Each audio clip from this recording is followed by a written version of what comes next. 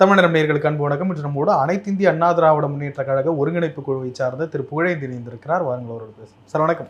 Marshal, how you? I'm fine, how are you? உங்களுக்கு வணக்கம். பார்க்கின்ற நேயர்களுக்கு நெஞ்சார்ந்த நன்றி, தமிழ் நிறத்திற்கும் நன்றி.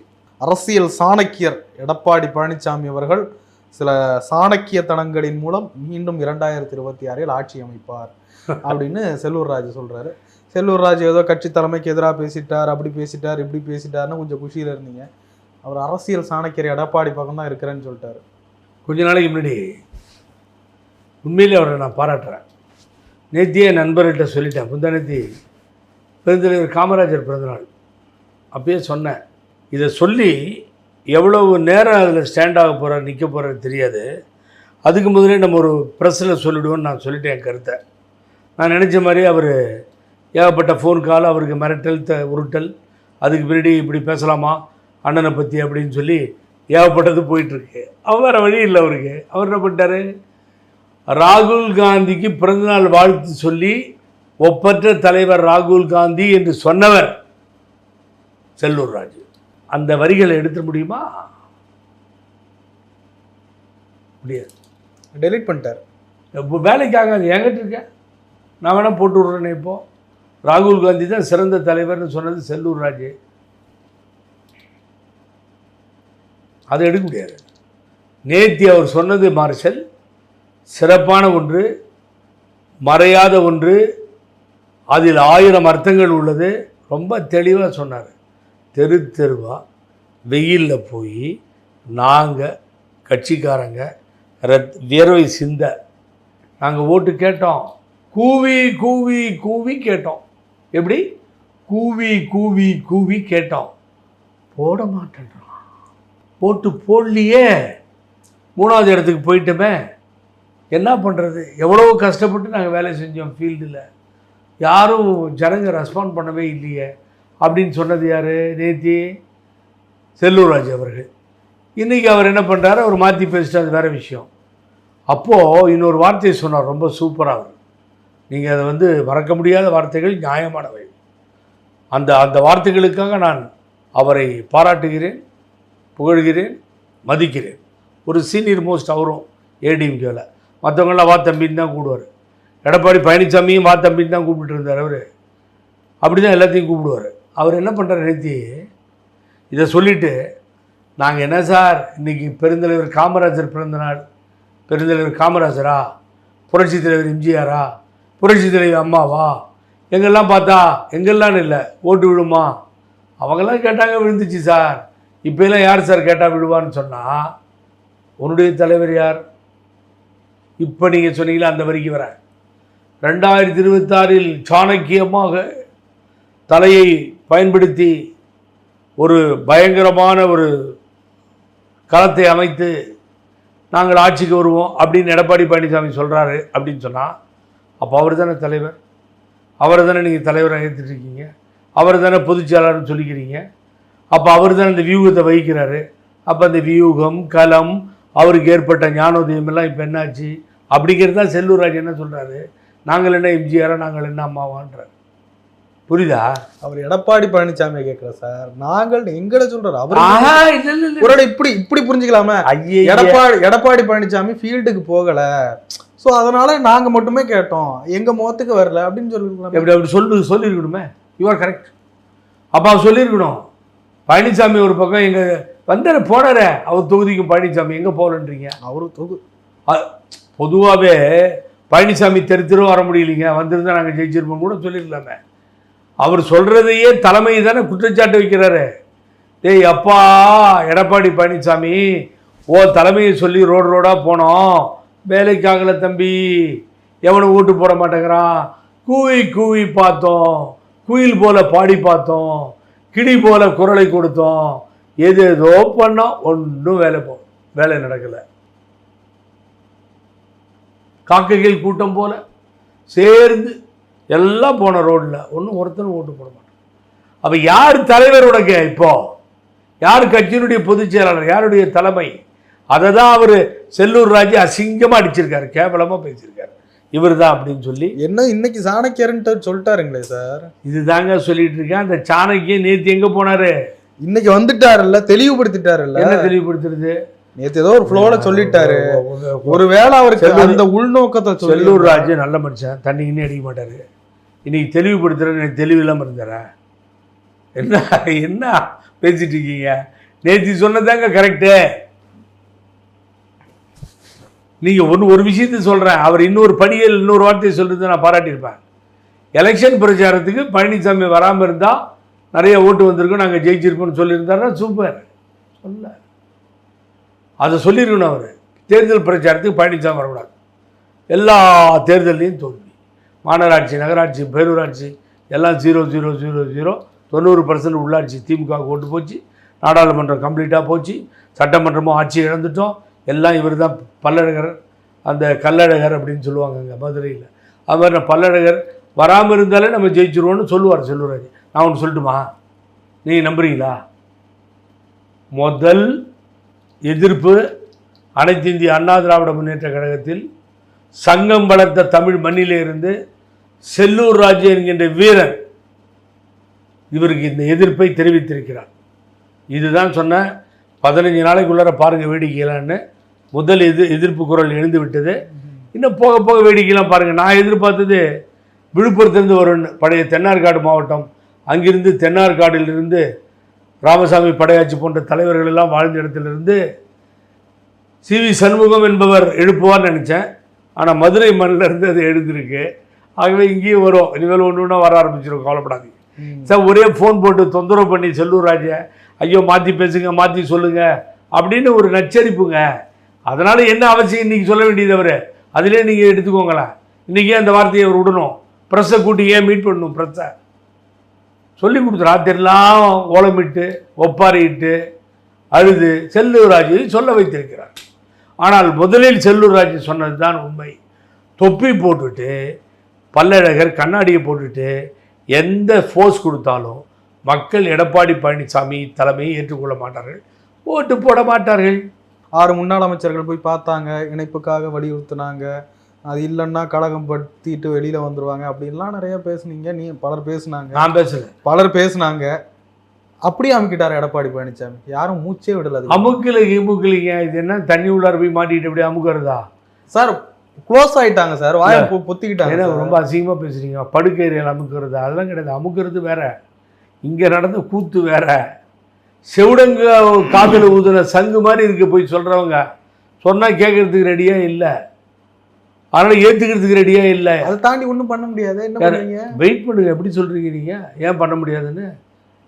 இப்படிப்பட்ட தலைவர்கள்லாம் இருமாப்பு கொண்டவர்கள், எதேச்ச அதிகாரம், எக்காலமிட்டவர்கள், இப்படிப்பட்ட எதிரிகள் எல்லாம் காணாமல் போனது உண்டு. அதனால் இவருதே நடக்கும், இவர் தான் செய்ய முடியும்னா நோ பிஸ்னஸ். எல்லாரும் சேர்ந்து தூக்கி எறியப்படுகின்ற சூழ்நிலை வந்தால் இருமாப்பு பிடித்தவர்கள் இடம் தெரியாமல் போய் விடுவார்கள். அதெல்லாம் நடக்குமோ? நான் ஒருங்கிணைக்கணும்னு ஒருங்கிணைப்பு குழுவை நாங்கள் ஏற்படுத்தி கொண்டு செயல்படுகிறோம். ஆனால் உன் கட்சியிலே பக்கத்தில் இருக்க கொலிக்கு சொல்ல மாட்டேன்னா நீ அவ்வளோ பெரிய ஆளா? உங்களுக்கு தெரியுமா? நான் கண்ணில் பார்த்துருக்கேன். அண்ணன் செங்கோட்டையனுடைய பொச்சை பிடிச்சிட்டு பின்னாடி ஓடிக்கிட்டே இருப்பார். செங்கோட்டையன் ஸ்பீடு நடந்தாருன்னா இவரால் நடக்க முடியாது. அது ஒரு காலம். செங்கோட்டையன் இவர் பின்னாடி பொச்சை பிடிச்சிட்டு ஓடுறது இது ஒரு காலம். இதெல்லாம் நடந்துச்சுங்க அதிமுகவில். சீனிவாசன் விரட்டிகிட்டு இருப்பார் இவரையெல்லாம். திண்டுக்கல் சீனிவாசன், நம்ம உடறல் மன்னன், அவர் விரட்டுவார். இதில் நாங்கள் பார்த்தோம். இனி தலைகீழாயிட்டு என்னவோ அப்படின்றது ஆகும், இப்படி நடக்கிறது, எல்லாத்தையும் விரட்டுறது, ஏன்னோ வச்சது தான் சட்டம். அடுத்தவங்க சொன்னால் கேட்க மாட்டீங்களா? எவ்வளோ பெரிய சர்வாதிகாரம் கட்சியில் இது சார். காலையிலிருந்து மாலை வரை புரட்சித் தலைவர் எம்ஜிஆர் அடுத்தவர்கள் கருத்தை கேட்பதற்கு கூட்டத்தை போடுவார் ஒரு தலைப்பில், இதை செய்யணும் போகணுன்னு. அவரால் முடியாத நேரத்தில் டேப் ஆன் பண்ணிவிடுவாராம். டயர்டாக இருந்தார்னா அப்படியே தூங்கி விழுந்துடும். டேப்பில் ரெக்கார்ட் ஆகிட்டே இருக்கும் பேசுகிறது. அதெல்லாம் எடுத்துகிட்டு போய் போட்டு கேட்டுட்டு எல்லோருக்கும் மதிப்பு கொடுத்து ஒரு முடிவை எடுப்பார் அவர் தலைவர். அம்மா கூப்பிட்டு நீங்கள் சொன்னீங்களே 5-6 பேர், அதில் சில நேரங்களில் இவர் இருந்திருப்பார், சில நேரங்களில் பல நேரங்களில் இல்லை. ஓபிஎஸ் இருப்பார், அண்ணன் இருப்பார், மிஸ்டர் செங்கோட்டையன் டூரில் இருப்பாங்க. அவங்களாம் 5-6 பேரை கூப்பிட்டு அம்மா சில கருத்துக்கள்லாம் கேட்பாங்க. சார் இப்போது மார்ஷல் ஒன்றை தெரிஞ்சுக்கோ மார்ஷல், நான் தெளிவாக சொல்கிறேன். எஸ்டிஎஸ்ன்னு ஒரு தலைவர், அதிமுக, அம்மா அண்ணான்னு கூப்பிடுவாங்க. தலைவர் எம்ஜிஆர் நாஞ்சில் மனோகரனை சார்னு கூடுவார். HV அண்டேவை போய் கேளுங்க, அந்த ஹிஸ்டரியெலாம் சொல்லுவார். இன்னமும் திருநாவுக்கரசு அண்ணன் இருக்கார், அவரை போய் கேளுங்க, புரியும். தந்தை பெரியார் வழியில் வந்த EVK இளங்கோவண்ணன் இருக்கார், கேளுங்க. காங்கிரஸில் இருந்தால் கூட அவர்கள் இங்கே இருந்து தான் திராவிட இயக்கத்திலே ஊறி வெளியேறியவர்கள். எப்படி பெருந்தலைவர் காமராஜரை தனது தலைவர் என்று எம்ஜிஆர் சொன்னாரோ அது மாதிரி இப்படிப்பட்ட பழைய முதுபெரும் அண்ணன் பண்ருட்டியார் இப்படி இருக்கவங்களுக்கெல்லாம் இந்த வரலாறுகள் தெரியும். அப்போ என்னாச்சு, ஒரு தலைவர் அவரை பற்றி அவமானப்படுத்தியவர்களை, அவருக்கு எதிராக புகார் கொடுத்தவர்களை, அவரை ஏளனமாக பேசியவர்களை எல்லாம் மனசில் வச்சுக்கவே இல்லை எம்ஜிஆர். STS அண்ணனை கூட்ட பக்கத்தில் அருகிலே வைத்து அழகு பார்த்தார் தலைவர். நாவலர் பின்னாடி தான் வரார். நாவலரை ஏற்றுக்கொண்டார், வணங்கி ஏற்றுக்கொண்டார் நாவலரை. தம்பிவா தலைமை ஏற்கவா என்று பேரறிஞர் அண்ணாவால் அழைக்கப்பட்ட நாவலர். அவரை கூப்பிட்டு பக்கத்தில் வச்சுட்டார். பொதுச் செயலாளராக பாவுசா, நாவலர், இப்படி நீண்ட 4 பேர் மாறி மாறி இப்படி மரியாதையை கொடுத்தார். தன்னை ஒரு காலத்தில் ஏற்றுக்கொள்ளவில்லை, உடன் வரவில்லை என்பதையெல்லாம் மனதிலே கொள்ளாத ஒரு ஒப்பற்ற தலைவர் தான் சத்துணவு தந்த சரித்திர நாயகன் மக்கள் திலகம் புரட்சி தலைவர் எம்ஜிஆர். அதே வழியில் அம்மாங்க எவ்வளவு எதிரியோட போராடுவாங்களோ போராடுவாங்க, மத்தியில் போராடுவாங்க. ஒரு முறை அவர் மன்மோகன் சிங்கை பார்க்க போகிறார், பிரதம மந்திரி. அம்மா போயிட்டு நிற்கிது, வண்டி போய் உள்ளே நிற்கிது. மன்னிக்கணும், நரசிம்மராவ் அவர்களே. அப்போ நரசிம்மராவ் வந்து இன்னும் 1 ஹவர் லேட் ஆகும், பிரைம் மினிஸ்டர் மீட்டிங்கில் இருக்கு. அவ்வளோதான். சிங்கம் இல்லையா, அப்பாயின்மெண்ட் கொடுத்தது எனக்கு 4 மணிக்கு, ஏன் 1 ஹவர் லேட் ஆகும்? இல்லைம்மா அப்படின்னு சொல்கிறாங்க. அத்வானி இருக்காரா பாருங்கள் வீட்டில். உடனே அத்வானிக்கு ஃபோன் போட்டு பேசுகிறாங்க, நான் ஒரு டீ குடிக்க வரலாமா வீட்டுக்கு இருக்கிறேன். ஐயோ மேடம் ப்ளீஸ் வெல்கம் அப்படிங்கிறார் அத்வானி. கார் பறக்கிறது அத்வானி வீட்டுக்கு. பிரைம் மினிஸ்டர் ப்ரோக்ராம அம்மா கேன்சல் பண்ணிட்டாங்க, ஏன் வேலையை பண்ணுங்க. இப்படித்தான் இந்த தன்மானத்தை தன்னுடைய உயிரோடு கொண்டு இணைத்து கொண்டு வாழ்ந்தவர்கள் தான் திராவிட இயக்கத்தினுடைய தலைவர்கள். அந்த அம்மாவுக்கு யார் யார் தொந்தரவு கொடுத்தாங்க? காளிமுத்து பேசிய பேச்சுக்கள். தலைவர் மீது ஊழல் புகார் ஒன்றுமே புரட்சி தலைவர் மீது எம்ஜிஆர் மீது யாராலையும் சொல்ல முடியாது. STS சொன்னார், தனியாக கட்சி ஆரம்பித்தார். எவ்வளவு எதிரிகளை அம்மா பார்த்தார்கள். ஒவ்வொரு தடவை திருநாவுக்கரசு அண்ணன் போய் வெளியில் போய் பொதுக்குழு கூட்டினார், மறுபடியும் திரும்ப வந்தார். எல்லோரையும் ஏற்றுக்கொண்டு அரவணைத்து கட்சியினுடைய நலனை கருதி எதிரியை ஏற்றுக்கொண்ட தலைவர்கள் தான் திராவிட இயக்கத்தினுடைய தலைவர்கள். சொல்லுங்க மார்ஷல், ஏற்றுக்க முடியாது, பண்ண முடியாது, ஒத்துக்க முடியாது. சசிகலா முதலமைச்சராக பண்ணுறப்ப நல்லா இருந்துச்சு,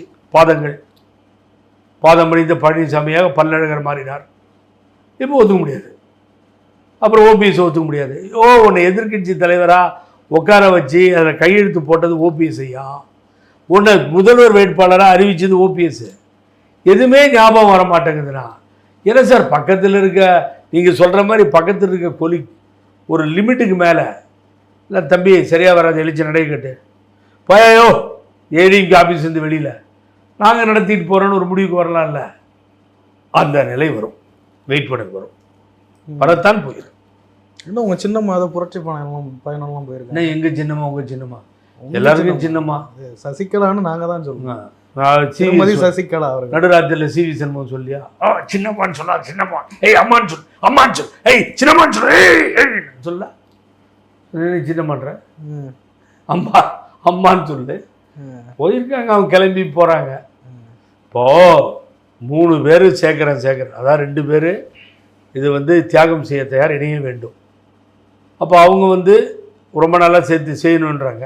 நாங்கள் நடுவில் லெட்டர் எழுதிட்டு நான் JCT பிரபாகரன், KC பழனிசாமிலாம் கூட்டம். இப்போ கூட மிஸ்டர் கஜேந்திரன் வெளியில் போனார், ஆனந்து, எல்லோரும் சேர்ந்து கூட்டு முயற்சியில் இது நடந்துக்கிட்டு இருக்கு. நாங்கள் என்ன செய்ய போகிறோம், இவனுங்க என்னடா போய் இணைக்க போய் என்ன பண்ணுறானுங்க அப்படின்னு மக்கள்லாம் வரவேற்கிறாங்க. விடாதீங்க சாருங்கிறாங்க, பாராட்டுறாங்க. மக்கள் பாராட்டிலே தான் எங்களுக்கு நிம்மதி, தொண்டர்களும் அதை தான் விரும்புகிறார்கள். அவன் கட்சி மேலே பற்று வைத்திருக்கின்ற தொண்டர்கள் அவர்கள் தான் கட்சியினுடைய முதலாளிகள்னு சொன்னார் புரட்சி தலைவர் எம்ஜிஆர். கொடியேந்திய தொண்டனே முடிவெடுப்பான்னார். அவன் தான் மேலேயும் உட்காரப்பா கீழே பிடிச்சி தள்ளுறதும் அந்த அதிகாரம் படைத்தவர்கள் தொண்டர்கள்னார். அவர்களை வணங்குகிறேன்னார் தலைவர். அப்படிப்பட்ட தொண்டர்களும் அதை தான் எல்லாரும் ஒன்றா சேரணும்னு விரும்புகிறாங்க. பழனிசாமி கூட இருக்கவங்களும் அதை தான் விரும்புகிறாங்க. இவர் என்ன பண்ணுறாரு தப்பு, எல்லாமே நம்ம அதிகாரம் நம்ம கையில் இருக்குது. அதான் அழகாக எழுதினார். நம்ம ஏய்ப்பவர் கையில் அதிகாரம் இருக்கும் என்கின்ற நிலை மாறுனார் புலமை பித்தன். அதிகார போதை திமிரு கட்சியினுடைய சீஃப்னு நினச்சிட்டு இதெல்லாம் அவர் பண்ணுறாரு. அது மாறிடும் மார்ஷல், கவலைப்படாதீங்க. மாறத்தான் போகிறது, மாறும் வரை நாங்கள் ஓய மாட்டோம்.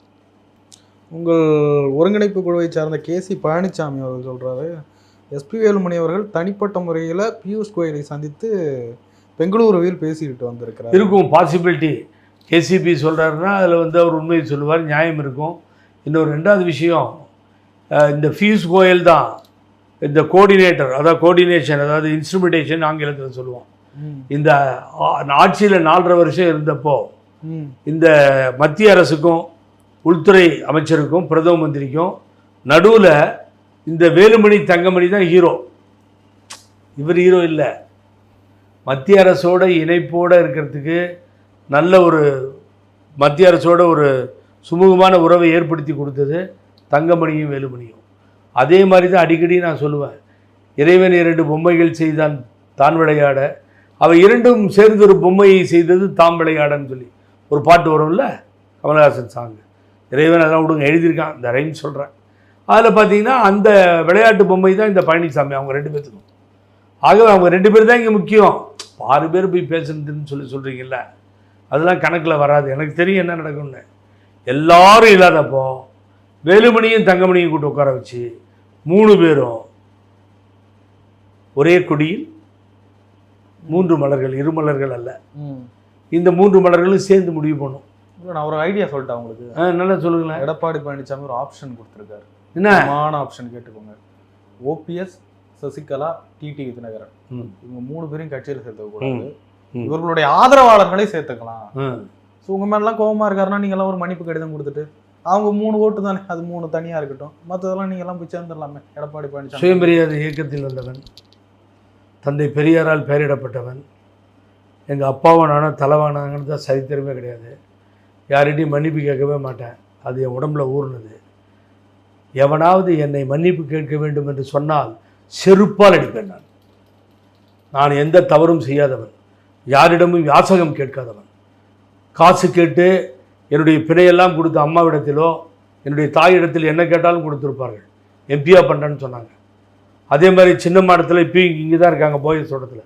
புகழேந்தி என்னைக்காவது காசு கேட்டு காணான்னு கேளுங்க.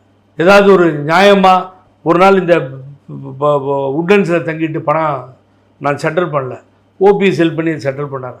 போய் பேச விரும்பலை. நான் யார்கிட்டையும் போய் எனக்கு கஷ்டங்க பணம் கொடுங்கன்னு நான் கேட்கவே மாட்டேன். அன்றைக்கே நம்ம தலை வணங்கணுமா முடிஞ்சு போச்சு. இப்படி வாழ்ந்து கொண்டிருக்கின்ற மனிதன் நான். எவனுக்கு எவன் லெட்டர் கொடுக்குறது? அம்மாவுக்கு பிணை கொடுத்து 11 வருஷம் இந்த வழக்குக்காக தெரு தெருவாக அலைந்தவன், கர்நாடகா மண்ணில் தமிழ் வளர்ச்சிக்காக ரத்தம் சிந்தியவன். நான் போய் மன்னிப்பு கேட்கணுமா? என் காலில் விழுந்து மன்னிப்பு கேட்கணும். என்னை மன்னிப்பு கடிதன்னு கேட்டானா அவன் எவனாக இருந்தாலும் என் காலில் விழுந்து என் ஷூவை துடைக்கிற வரைக்கும் அவனை விட மாட்டான். மன்னிப்பு கேள்றான்னு சொல்லுவேன். அது மாதிரி தன்மானம் மிக்கவன் நான். கவரிமான் மாதிரி, முடிவிழுந்தால் உயிர் வாடாத கவரிமான். அது போன்ற மனிதர்கள் அந்த வார்த்தையை பயன்படுத்தி. ஏன்னா பெரிய இவன்கிட்ட போய் மன்னிப்பு கடிதம் கொடுக்குறது சார் தப்பு இல்லையா மார்ஷல்? நீங்கள் கேட்குறது யார் சார் இவன்? பரவாயில்ல, ஜெயலலிதா அம்மா இருந்த இடத்துல இருக்காரு பொதுச் செயலாளர். முதல்ல அதே தப்பு சார். அந்த ஈடு இணையற்ற ஒப்பற்ற தலைவிக்கு சமமாக யாரையும் பேசாதீங்க தயவுசெய்து. இனி உலகத்திலே ஒரு தலைவி அப்படி தோன்றவே முடியாது. கலைராஜன் திமுகவில் இருந்தால் கூட அந்த பாடல் வரிகள் மறக்க முடியாத வரிகள். பூமி உள்ளவரை அம்மா புகழே நிலைத்திருக்கும், நாடு போற்றும் நல்ல திட்டங்கள் யாராலையும் கொடுக்க முடியாது சார். அட்சய பாத்திரம், 5 எழுத்து மந்திரம், உச்சரிக்கும் நாவிலெல்லாம் உயிர்மணக்கும் சந்தனம் எங்களது அன்பு தாய் புரட்சி தலைவி அம்மா அவர்கள். ஆகவே தலைவரையும் அம்மாவையும் தயவு செஞ்சு யாரோட ஒப்பிடாதீங்க. பேரறிஞர் அண்ணா தான், புரட்சி தலைவர் எம்ஜிஆர் தான், அம்மா தான். இன்னும் எங்களது அரசியல் எதிரியாக இருந்த கலைஞர் தான். இல்லை, இந்த திராவிட இயக்க தலைவர்களுடைய வரலாறு மிகப்பெரிய வரலாறு. ஆகவே தலை வணங்கி எவனுக்கும் தலை வணங்குவதற்கு எனது தாய் கற்றுக் கொடுக்கவும் இல்லை. அந்த அரசியல் களத்தில் நான் இல்லவே இல்லை. ஆகவே மத்தியில் பிஜேபி இருக்கட்டும், அந்த லீடர் இருக்கட்டும், இந்த லீடர் இருக்கட்டும், எவனுக்கும் இப்படி நோ பிஸ்னஸ். இது இப்படி தான் இருக்கும். நிமிர்ந்து நின்றே பழக்கப்பட்டவர்கள் நாங்கள், வளைந்து கொடுத்து பழக்கப்பட்டவர்கள் அல்ல. நாங்கள் தன்மானத்தோடு வாழ்பவர்கள், தரம் கெட்ட மனிதர்கள் அல்ல. இவனுக்கு போய் லெட்ரு கேட்குறடி பைத்தியம் முடிச்சான்னு அவன் லூசு ஆண்டர்ல மன்னிப்பு குறித்து மகன் இரு என்ன இருக்கு தம்பி, என்ன முடியல கதை எல்லாம் பேசினா ஒருங்கிணைக்க முடியுமா? இல்லை ஒருங்கிணைக்கிறோம், அவரையும் ஒருங்கிணைக்கணும் இல்லைங்க, ஒருங்கிணைக்கணும்னு போய் லெட்டர் உனக்கு அனுப்பிச்சிட்டோம். அதுக்கு முன்னாடி என்ன சொன்ன, தெருவில் போகிறவங்கன்னு ஜெயசெட்டி பிரபாகரன் ஒரு எக்ஸ்-எம்எல்ஏ புரட்சி தலைவர் எம்ஜிஆர் அவர்கள் எனக்கு ஒரு பொண்ணு இருந்தால் கொடுத்துருப்போன்னு சொல்லி அழகாக பேசினார். அவரை வச்சுட்டு தனி மரியாதை அவரிடத்தில் இருந்தது. எத்தனை தலைவர்களை அவர் பார்த்திருப்பார். கேசி பழனிசாமி அந்த காலத்திலே எக்ஸ்-எம்பி, அவர் எம்பியாக இருந்தது இந்த எடப்பாடி தொகுதிக்கு சேர்த்தி. அப்புறம் தானே பழனிசாமி அரசியலுக்கே வராரு. நாங்களாம் என்ன சார் தெருவில் போகிறவங்களா மார்ஷல்? சொல்லு மார்ஷல், எத்தனை காலம் இந்த இயக்கத்தில் கஷ்டப்பட்டுருப்பேன், எத்தனை தலைவர்களை பார்த்துருப்பேன். சின்ன பையன் ஒன்றை மாதிரி நான் அன்னைக்கு எஸ்டிஎஸ் மேலே போய் கம்ப்ளைண்ட் கொடுத்தேன் அம்மாக்கிட்ட. அம்மா அந்த ஃபைலை வாங்கி உடனே கம்ப்ளைண்ட் கொடுத்தோன்னே யார்கிட்ட கொடுத்தாங்க தெரியுங்களா? அண்ணன் முத்துசாமி, இப்போ திமுக இருக்க அண்ணன் ரகுபதி. நான் மதிக்கிறேன். புகழஞ்சி கம்ப்ளைண்ட் கொடுக்குறாரு எஸ்டிஎஸ் அண்ணன் மேலே, இனிமேல் நீங்கள் கர்நாடகா மேட்டரை விசாரிக்க வேண்டாம்னு சொல்லி ஃபைலை தூக்கி கொடுக்குறாங்க. இதே மகாலிங்க தான் வாங்கிட்டு வந்து கொடுக்குறாரு. யார்கிட்ட சார்? நாங்கள் என்ன பண்ணோம், ஒருங்கிணைக்கிறோன்னு இறங்கியிருக்கோம். எல்லோரும் ஒருங்கிணைக்கிட்டோம், நல்லபடியாக இருக்கட்டும். அதனால் மன்னிப்பு கடிதம் அது இதெல்லாம் நோ பிஸ்னஸ், அதெல்லாம் இங்கே நடக்காது. அதுதான் அவரும் சொல்லிட்டு இருந்தார் ஓபிஎஸ். அது தப்புங்க. அதெல்லாம் ஒரு நல்ல எண்ணம் வேண்டும், நல்ல மனது வேண்டும். எனக்கு இவனுங்க போஸ்டிங் கொடுக்கலாம் பரவாயில்ல மார்ஷல், நான் எழுதி கொடுக்குறேன். அதிமுகவில் எனக்கு இன்னும் போஸ்டிங் வேணாம், உன்னுடைய தலைமை இருக்கா எனக்கு வேண்டாம், ஆனால் நீ ஒருங்கிணைறியா, எல்லோரோடையும் ஒருங்கிணைச்சு. உன்னுடைய தலைமை தேவைப்படுது, எல்லாரும் ஒத்துக்கிறாங்களா, நீ ஒருங்கிணைறியா, ஒரு இடத்துல உட்காந்து பேசுங்க. நீயும் சின்னமாவும் அவர் ஓபிஎஸ் அண்ணனும் பேசுங்க. பேசிட்டு எல்லாரும் பேசும்போது தேவைன்னா கூப்பிடுங்க எங்களை, இல்லைன்னா நீங்கள் பேசி முடிவு எடுத்துட்டு கட்சி நல்லா இருக்கட்டும், நீங்களாம் நல்லா இருங்க, நாங்கள் வீட்டுக்கு போயிடுவோம், கவலை இல்லை. இது பொழப்பு இல்லை. இது அரசியல் பொழப்புக்கு எவனாச்சும் இருப்பான், மாறி மாறி பேசுவான். ஆனால் எனக்கு பொழப்பு இல்லை. நான் மனதார பேசுகிறேன், யாரையும் திட்டுறேன்னு நீங்கள் நினச்சிக்காதீங்க தயவுசெய்து. நான் பட்ட கஷ்டம்லாம் இவெல்லாம் பட்டிருக்க மாட்டான் சார். காலையில் எழுந்திரிக்கணும், குளிக்கணும், 8:30 மணிக்கு ரெடி ஆகணும். நாகேஸ்வரரான் ரிட்டையர் ஆன ஜட்ஜி, பி குமார், மணிசங்கர், செந்தில், ஒரு பெரிய டீமே ஒர்க் பண்ணணும் சார். டெல்லியிலேருந்து லாயராக வந்துட்டு இருப்பாங்க, ராம்ஜெத் மலானி, ராஜீவ் தவான், கேடி துளசி, எல்லாத்தையும் ரிசீவ் பண்ணும். இங்கே ஜோதின்னு ஒரு அட்வொகேட் இருக்க வரைக்கும் பிரச்சனைலாம் போச்சு. அவர் ஏதோ தகராறு வெளியில் போனார், பிரச்சனையாக மாறிச்சு, கன்விக்ஷன் ஆகும். எத்தனை நாள் அடைஞ்சிருப்பாங்க? ஒரு 10 விசா அட்டையாக வாங்கியிருப்போமா சார் நாங்கள்? அது நடக்கவே நடக்காது. அது எல்லாத்தையும் சண்டைக்கு தேவை. என்ன ஒரு நாளைக்கு மனுஷன் உயிரோட பிறக்கிறான், ஒரு நாளைக்கு சாகிறான். நீ பாருங்க ஆம்ஸ்டாங்க பண்ணாங்கல்ல, இப்படி தான். இப்படி தானே வாழ்வுன்றது நிலையற்ற வாழ்வாக இருக்கிறது மனிதனுக்கு. ஆகவே இந்த பழனிசாமி போன்ற நிறம் மாறுபவர்களையெல்லாம் காலம் பதில் சொல்லும், கவலைப்படாது. ஏன்னா இறங்கி வந்து 5 நிமிஷம் பேசி முடிக்கிறதுக்கு கஷ்டப்படுறாருன்னா கட்சி மேலே நல்ல இல்லையே. நான் இவ்வளோ ஹிஸ்டரியை சொன்னேனே உங்களுக்கு, நினச்சி பாருங்கள். சரி, இப்படியே அரசியல் ஓடிக்கிட்டே இருக்கு, ஒன்றும் முடிவு கிடைச்ச பாடில்லை. என்னதான் பண்ண இல்லை, ஒன்றும் இல்லை. இப்போ நாங்கள் ஒருங்கிணைப்பு குழு சார்பில் பெரியதொரு கூட்டத்தை கூட்டுகிறோம். அதற்கு பின்னால் தமிழகம் முழுவதும் சென்று ஆர்ப்பாட்டம் நடத்த இருக்கிறோம். எல்லாரும் இணையணும்னு சொல்லிட்டு இந்த இணையற முயற்சியை, அது பழனிசாமியாக இருந்தாலும் சரி, யாராக இருந்தாலும் சரி, நாடகமாடி சும்மா இதே பேசிட்டு கெடுக்கிறாங்கன்னு சொன்னால் மார்ஷல் தோலுரித்து மக்களிடத்தில் காட்டப்படும். அதில் மாற்று கருத்தே இல்லை. நீங்கள் என்ன நினைக்கிறீங்கன்னா, இந்த இணையறதுனா இந்த 3 பேரும் நினைக்கிறீங்க. No, total it is wrong. இது எவ்வளவோ பேர் பின்னாடி தியாகம் பண்ணிட்டு தன்னுடைய வாழ்க்கையெல்லாம் இந்த இயக்கத்திற்காக அர்ப்பணித்து தொண்டர்களும் பல முன்னாள் நிர்வாகிகளும் வீட்டில் அமர்ந்திருக்கிறார்கள். ஊராக போய் எல்லாரையும் சேர்ப்போம். ஆகவே நான் என்ன சொல்கிறேன், இந்த 3 பேருமே வேணாம், ஒரு புதால் வரணும்னா வரட்டும், யாராவது ஒருத்தரை தேர்ந்தெடுக்கட்டும். இவங்க 3 பேரும் சேர்ந்து வாட் இஸ் ராங்? கட்சி தான் சார், கட்சி நல்லது தானே முக்கியம். ஆகவே ஃபீல்டுக்கு போக ஆரம்பிக்கிறோம். அதை ஆரம்பிச்சிடும், நாங்கள் விட மாட்டோம். ஆகவே அதிலே நாங்கள் தயாராக இருக்கிறோம். எப்படி சுற்றி வந்தாலும் இவருக்கு என்ன பதவி, அவருக்கு என்ன பதவி, இவருக்கு என்ன பதவி, இந்த பிணம் தின்னும் கழுகுகள் போல எண்ணங்கள் இருக்கவே கூடாது. பொதுவான எண்ணங்கள், நாடு என்ன செய்தது நமக்கு, நாம் என்ன செய்தோம் அதற்கு என்று கேள்வி கேட்ட தலைவர் புரட்சி தலைவர் எம்ஜிஆர் அவர்கள் அந்த பண்பாட்டோடு இருக்க வேண்டும். ஆகவே நிச்சயமாக ஒருங்கிணையும். நீங்கள் வேடிக்கை பாருங்கள், பல விதங்களில் ஒரு ராஜ்யம் அல்ல, செல்லூர் ராஜ்யம் அல்ல, பல ராஜ்யங்கள் இனி பேச இருக்கிறார்கள். பழனிசாமிக்கு நேரம் நெருங்கி கொண்டிருக்கிறது. அதுக்கு முன்னாடி அதை அவரே சரி பண்ணிட்டாருன்னா வெல்கம், நோ ப்ராப்ளம். எல்லாரும் சேர்ந்து பழனிசாமி தான் வேணும்னா புகழேந்தி என்ன விதி விலக்கானோ. ஆகவே அவர் திருந்துவார்னு பார்க்குறேன். திருந்துட்டோம். நிறைய விஷயங்களை பகிர்ந்து. ரொம்ப நன்றி, மிக்க நன்றி. வாழ்க செல்லூர் ராஜ்.